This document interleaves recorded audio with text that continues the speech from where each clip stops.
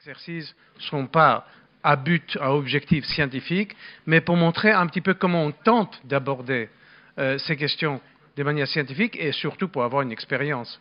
Parce qu'encore une fois, l'idée c'est un petit peu de, pas de démystifier, mais en tout cas de rendre plus accessible l'idée de ces phénomènes et de ne pas les séparer complètement et les mettre dans une bulle à part de notre vie, ne pas garder cette sorte de séparation.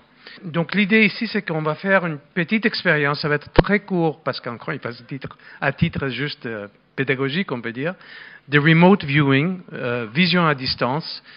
C'est l'approche préférée des Californiens. Bon, je m'explique.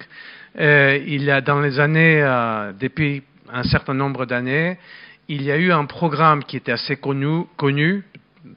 Beaucoup d'entre vous ont entendu parler de cela. Un programme qui s'appelle Stargate, qui était financé pendant 20 ans par différentes agences d'intelligence américaines. Voilà. Et Lisa va nous conduire dans cette expérience. Donc l'idée, c'est que vous pouvez sortir les petits carnets qu'on vous a donnés ou d'autres feuilles de papier que vous auriez. Et effectivement, comme l'a dit Mario, vous allez vous mettre dans la peau de ces agents, de ces militaires. Une image a été sélectionnée. On ne va pas vous la montrer, évidemment. Voilà, très bien. Allez, bah, vous avez bien réussi, hein, tous. On n'est pas fini, c'est pas fini. On a démontré qu'il y a une corrélation entre ce qui se passe dans la tête et ce qui se passe là. Mais après, il faut théoriser.